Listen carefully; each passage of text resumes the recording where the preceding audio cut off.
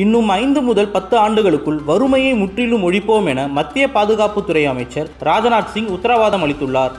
அகமதாபாத்தில் செய்தியாளர்களிடம் பேசிய அவர், தோல்வியை கண்டு பயந்து ஜனநாயகம் ஆபத்தில் உள்ளதாக காங்கிரஸ் கூறுவதாக தெரிவித்தார். மேலும் எமர்ஜென்சியை கொண்டு வந்து அடிப்படை உரிமைகளை காங்கிரஸ் ரத்து செய்ததாக குற்றம் சாட்டினார். 2014ஆம் ஆண்டு வரை பொருளாதாரத்தில் 11வது இடத்தில் இருந்த இந்தியா தற்போது 5வது இடத்திற்கு முன்னேறி உள்ளதாக குறிப்பிட்ட ராஜ்நாத் சிங், 2027ஆம் ஆண்டுக்குள் 3வது பொருளாதார நாடுகளில் ஒன்றாக இந்தியா வரும் என உறுதியளித்தார். மேலும் பிரதமர் மோடி நம்பகமான தலைவர் என்றும் அவருக்கு தொலைநோக்கு பார்வை உள்ளதாகவும் குறிப்பிட்டார்.